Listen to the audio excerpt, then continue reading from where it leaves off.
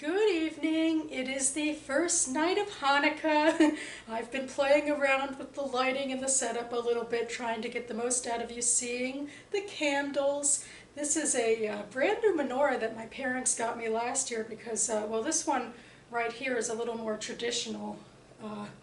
The setup is so with the shamus in the middle and the four on the sides, but it's so close together, the candles, that I was having trouble like lighting them and keeping them in their little holders and everything. So this one, everything's far more spread out and easier to handle. So I hope we'll find out this year. Yeah, here's Missy in the corner, hoping she doesn't get up on here. She's been doing that often lately. So I'm not going to be doing a whole lot for Hanukkah, but today my parents did come into town because my cantor was singing Hanukkah songs at the American History Museum in DC. So we got to hear her and I got to introduce them. So that was a lot of fun. And they brought me a gift, a Hanukkah gift. So I thought I might do an unboxing, although I'm not sure if this is bookish or not. Oh my, well, it's not bookish, but it is appropriate for the holidays. Apparently this is a menorah drip tray. I suppose I'm supposed to put it under the menorah, and it has the candle blessings on it. So that's pretty cool and probably a lot more chic than my usual aluminum undertow that I have here. So I might have to try this out tomorrow night. But speaking of something that is bookish, I said in my Nano Finale video that I was going to be reading 8 stories from this collection, Apples from the Desert by Savion Lichbret. She was an Israeli author, and this is an English anthology of her short stories, in fact, and so I thought I'd read one per night and review it. And the one I read tonight was called Excision, and it was translated from the Hebrew by Margaret Weinberger Rotman. And it is a very short story about a grandmother who hacks off all of her granddaughter's hair because there's a note about her granddaughter having lice.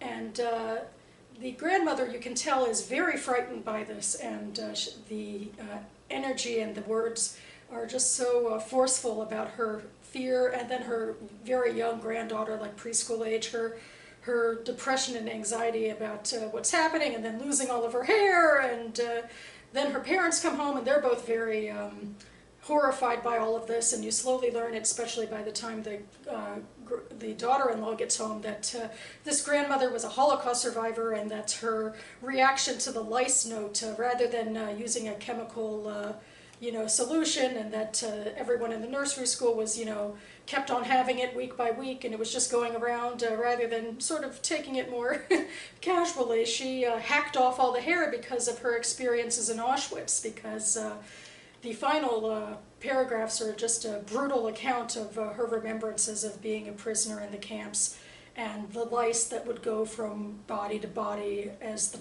people died. And it was so much of a bigger deal then, because the people were unwashed and underfed, and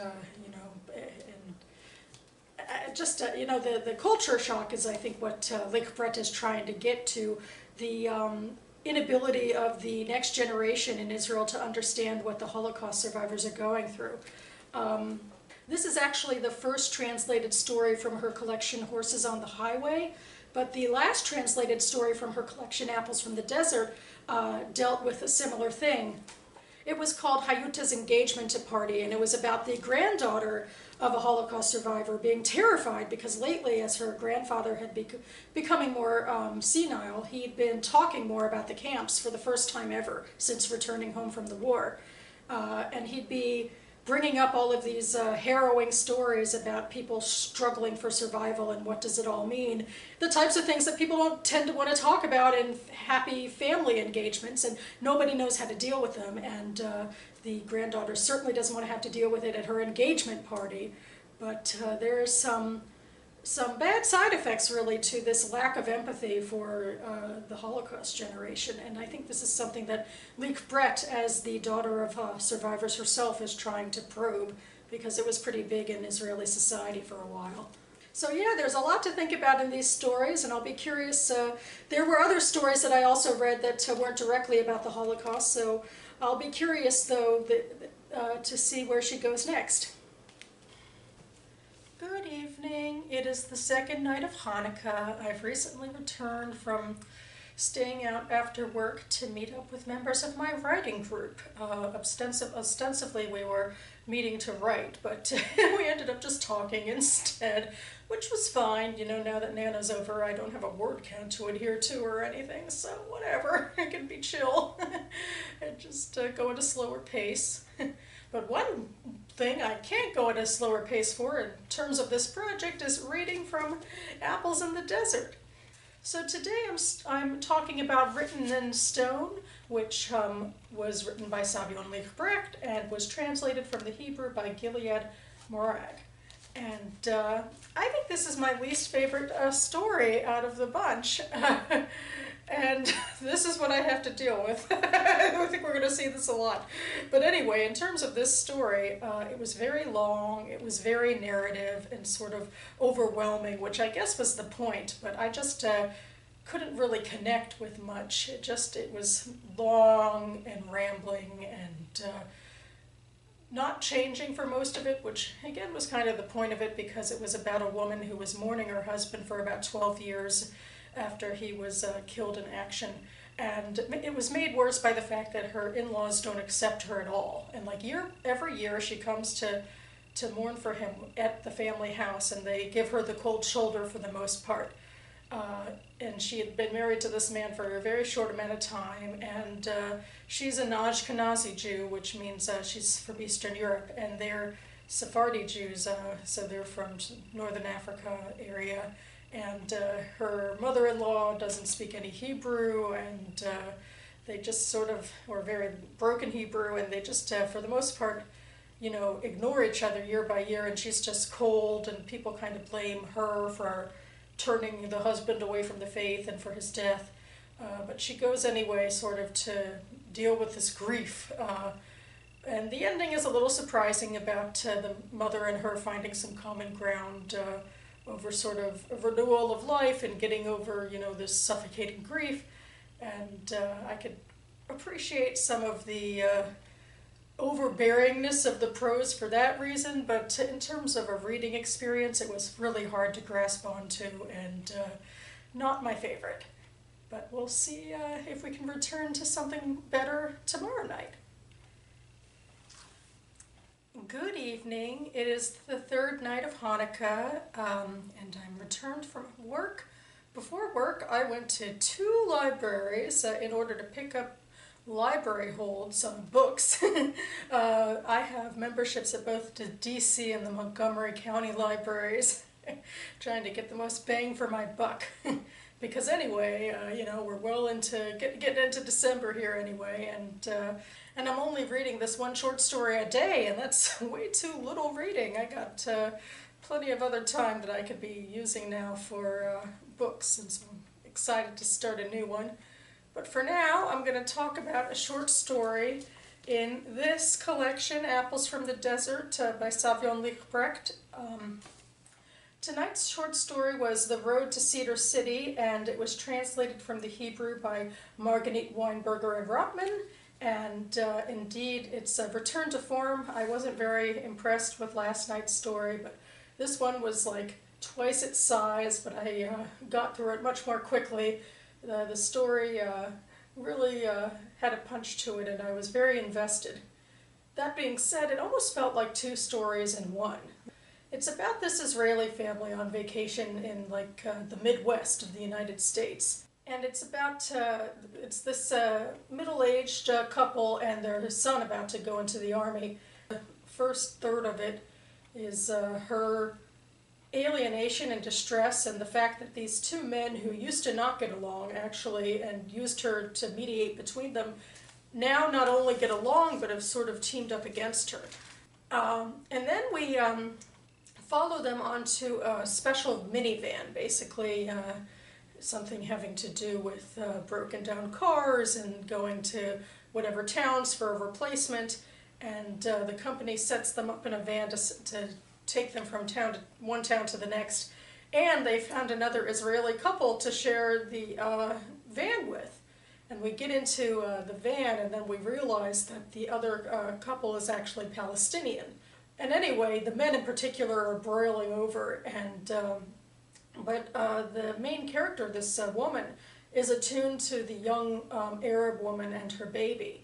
And as things finally broil over, and her husband and the young Arab husband have an argument in Hebrew about the conflict, she and the woman are sort of banded together a bit.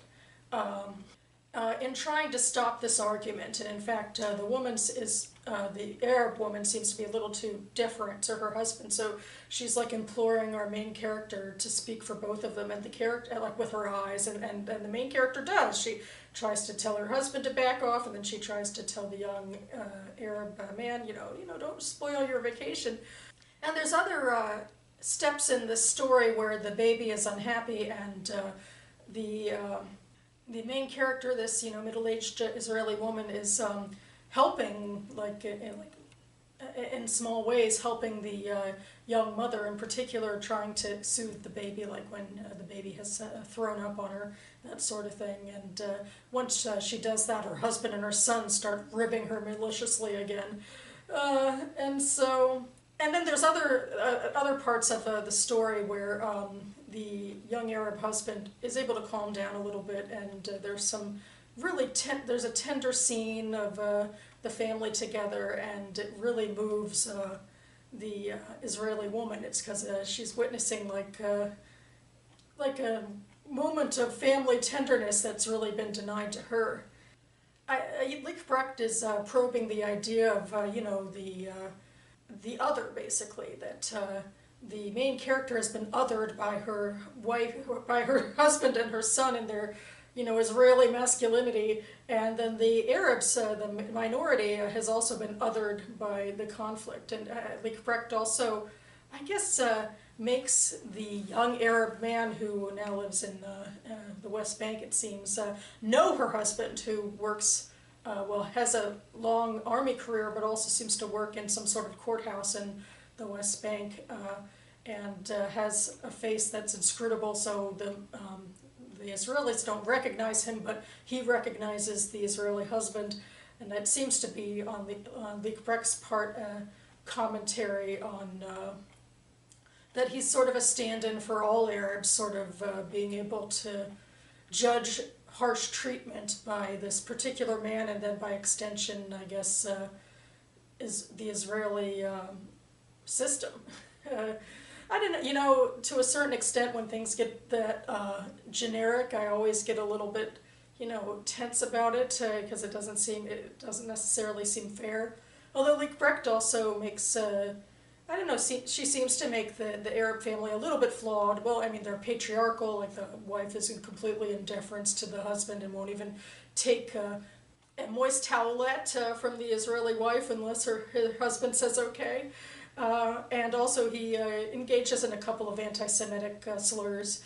But overall, this Arab man who's arguing with the Israeli man has the vantage point of being somebody who has been removed from his home in Jerusalem and is under the foot of occupation. And so there's this oppressed quality to him, the way there is to the Israeli woman. And I am rambling on, but it just, the story really flowed, and there was a tension and a sadness, really, to it, in the way that this toxic masculinity was just worming its way into things and just ruining relationships within a family and within a country. But we are back on track here, and looking forward, hopefully the next story will be as compelling as this one. Good evening. It is night 4 of Hanukkah, and after an unusual day for me, because I am a federal contractor, and President Trump had closed all federal buildings today, including my workplace, due to President Bush's memorial service. So I had to use my own paid time off. I don't get any special perks, but I also couldn't go into work because it was closed down.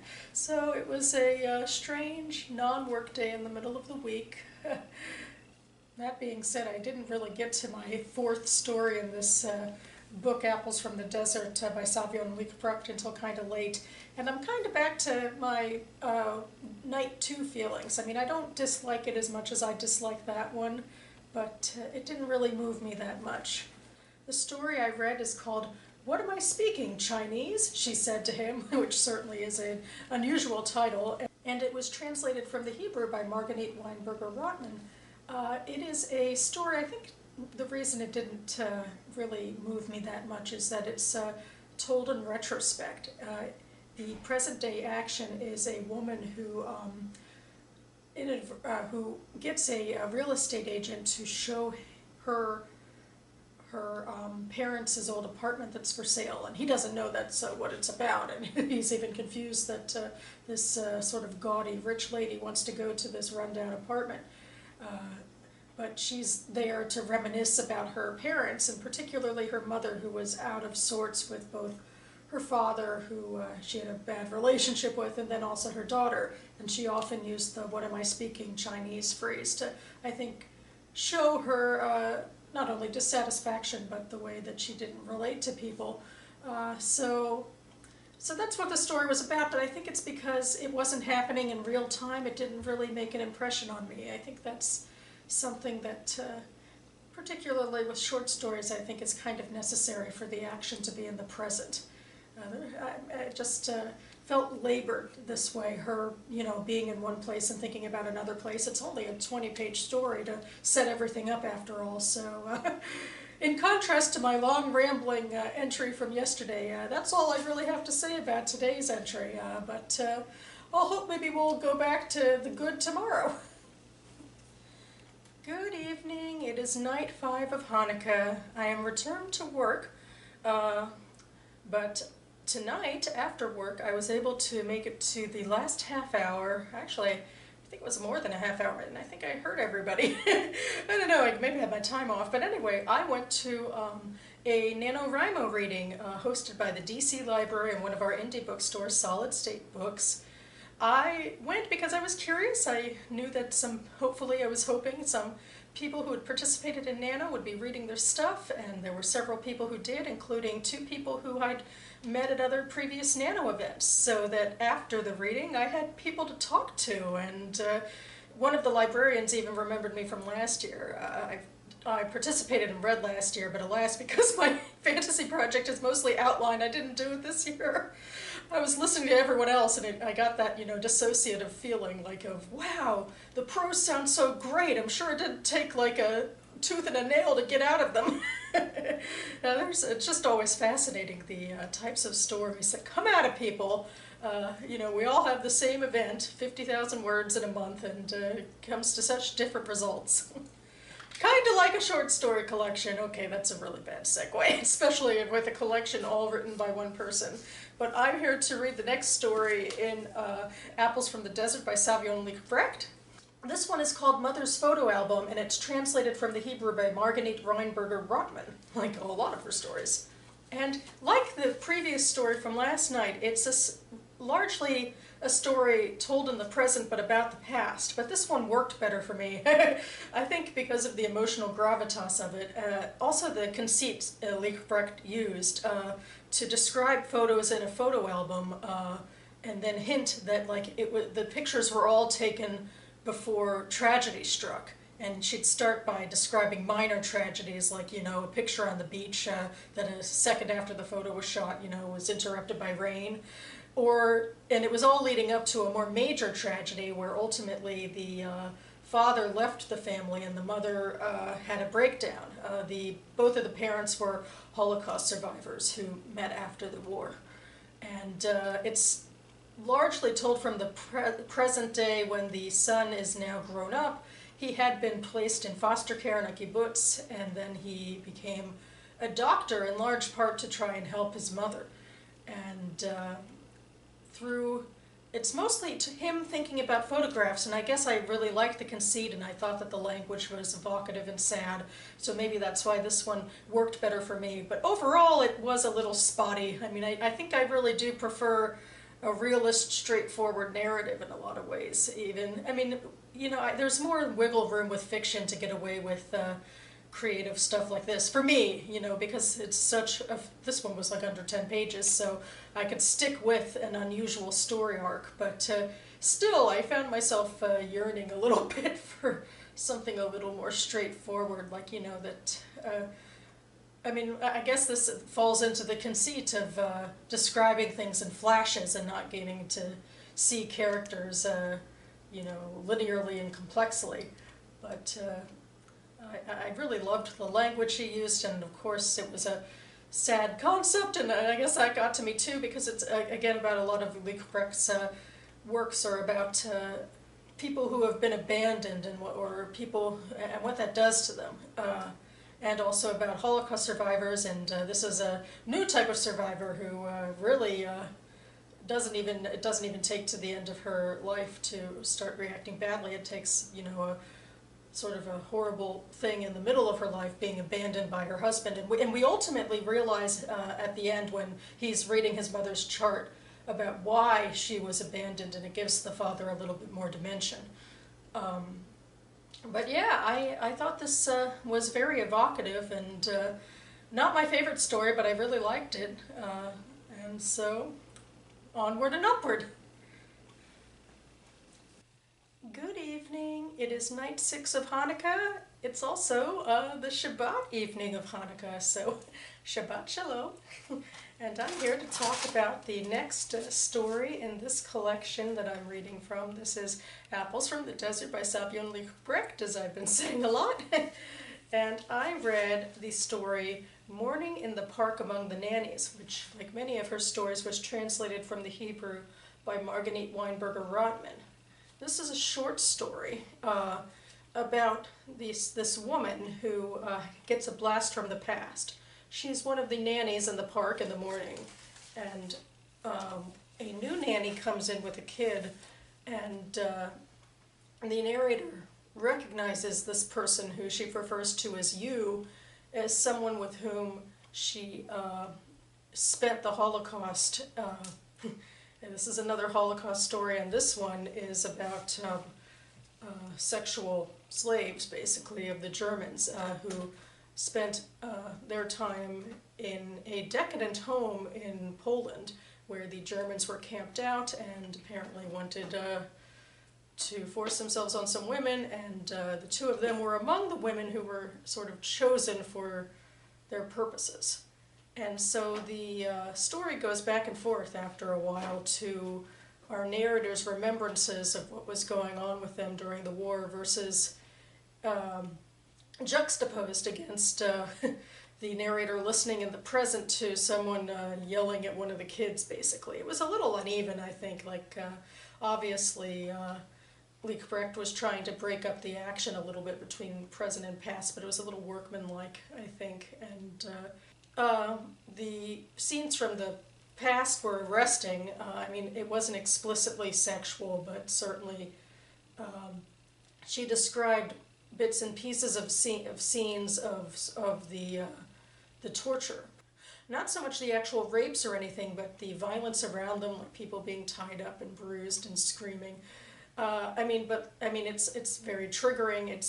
The way it's written, I think, was pretty arresting. It was difficult to read, of course, because of the subject matter. And I'm not sure what I think of it as a story overall.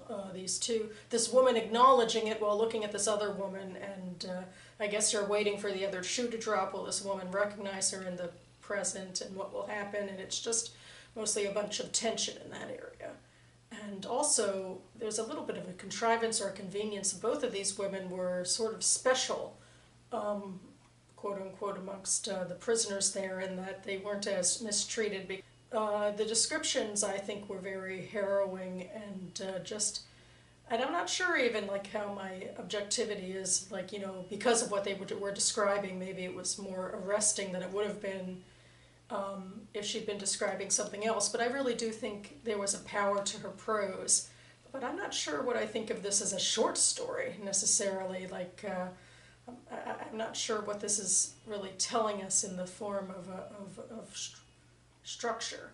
So yeah, I think I have some mixed up and down feelings about this one, but I do think Liebrecht I think she's a powerful writer. I know I'm reading a translation, but I'm kind of trusting. I've read various Hebrew translations, and this is certainly one of the better sets of stories. So I'm still enjoying my time with this collection, and I'll be back to it tomorrow. Good evening. It is the 7th night of Hanukkah, and Shabbat has just ended. I went to services today, not for very much of it. I got there kind of late, but it was still fun to be there. During Hanukkah, we sang traditional prayers to Hanukkah music, and we also had a little bit of a Hanukkah medley with the cantor at the piano near the end of the service, so it was a fair bit of fun. Not so much fun, the story that I'm reading tonight in this collection, Apples from the Desert by Savion Lichtbrecht. It's called Compassion. It's translated from the Hebrew by Riva Rubin, and it's about compassion at a deep cost. It's about a woman who's been imprisoned by her husband for not following along with his patriarchal dictates. He wanted her to marry his uncle because he wants a younger bride, and he also wants to give their daughter in marriage to one of his friends, you know, a man much older than his daughter, who doesn't love him and doesn't want him and wants to be with her own of-age lover, but that doesn't go over well in this patriarchal culture. We're set in a village, an Arab village in Israel.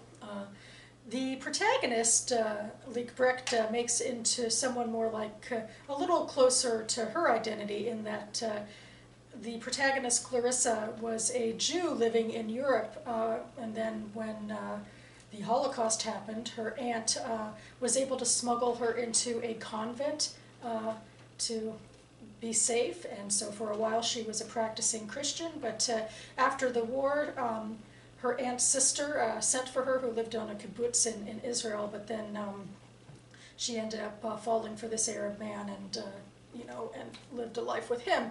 This is all explained sort of in a brief bit of backstory in this very short piece. Lichtbrecht's writing is always very evocative, and obviously what's going on here is pretty harrowing, and the act of compassion she shows is to her son's infant daughter after just a long slew of violent and misogynistic events are happening or talked about in this very short piece. It's just sort of supposed to be, I think, a snapshot of the type of oppression that a woman like Clarissa and all women would feel in this patriarchal setting.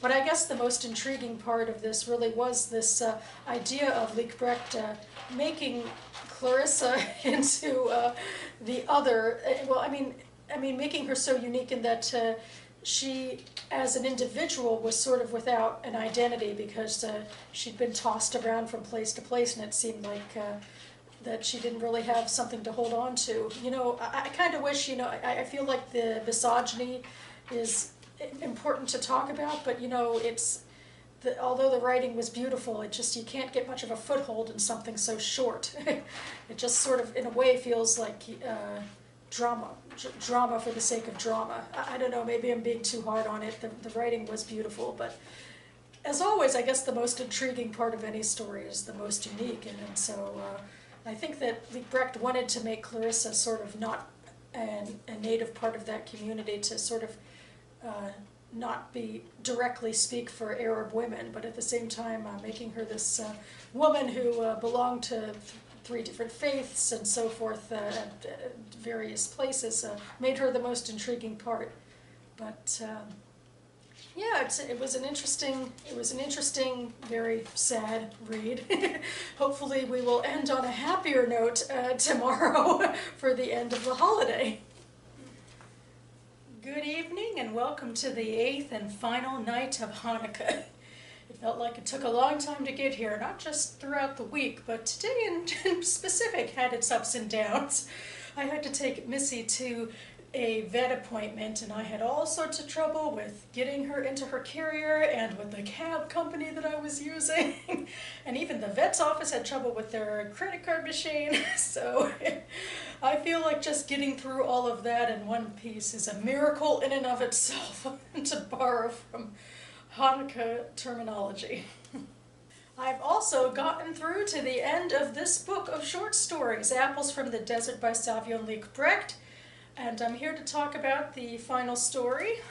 It is The Homesick Scientist, and like so many of her others, it was translated from the Hebrew by Margit Weinberger Rotman. I have mixed feelings, I think, about this story. It's about this 40-year-old man who is a scientist in America, but he grew up in Israel, and he comes back to Israel in part to visit his uncle, with whom he shared several summers in his village. And the POV character is the uncle, who is having all of this sort of angst about seeing his nephew again after so many years, and what does this mean. And it's also Leigh-Brecht's only first-person story, and only story told from a male perspective, as far as I remember. And I don't know, I guess it really, I don't know, I thought that the quality wasn't as good. A lot of the writing was overwrought, particularly in describing the tension between these two men. Ultimately, I came to appreciate, at least in part, the idea of what identity means, and like how the homesick scientist from America wasn't finding a lot to hold on to in America. Like, he didn't have enough of a sense of identity, so he was desperately trying to pick it up from some childhood memories. And on the opposite end of the coin, the uncle had never left his village, or at least the area he was from, and he was trying sort of to get a sense of self from his nephew's accomplishments. And then there's also this, it goes into a side story about this woman that they both had a crush on, like, who was like a little bit older than the nephew and a fair bit younger than the uncle, who was also a teacher. And the nephew sort of idolized her, and the uncle kind of saw her as loose, and I don't know, she turned out to have a relatively sad life in and of herself, it seems. I don't know, and that stuck out to me too, because usually Leigh-Brecht is interested in the stories of the women, and in this case it's just, you know, these men sort of, you know, judging her based on their own means, and, you know, we don't understand a lot about why she acts the way she does, and yada yada. So, I don't know, it was a strange note to end on, I suppose. I ultimately was interested in the themes, but I don't think this POV and really worked for her. So it wasn't my favorite story by a long shot. I think really my favorite story was The Road to Cedar City, the longest in here, that I read a few nights ago, about the family in America and the mother who had been rather ostracized by her, you know, machismo son and husband, and she finds common ground with an Arab family who also feel a bit othered by Israeli society. I liked that one. I also liked a few of the stories that began the collection that I read before starting this blog, because there were 12 stories in all, and I read the last 8. The stories that came from her 2 collections, Horses on the Highway, and the last 5 came from the collection, What Am I Speaking? Chinese, she said to him. So yeah, that's my experience. I'm glad I read this collection. I would hope that maybe some more of her stories would be translated into English. I would certainly be intrigued to read them. And that is the end of Hanukkah. I hope you all who celebrated had a great one. I got a lot of great use out of this new menorah of mine, although these candles are incredibly waxy, and I could just see all of the wax every night just went everywhere, and I've been cleaning it every night, but I'll have to do a deep clean, hopefully, to make it look somewhat pristine again for next year. Such are the trappings of the holiday. But anyway, Chag Sameach, everyone. Happy holidays. Thanks so much for watching, and I'll see you next time.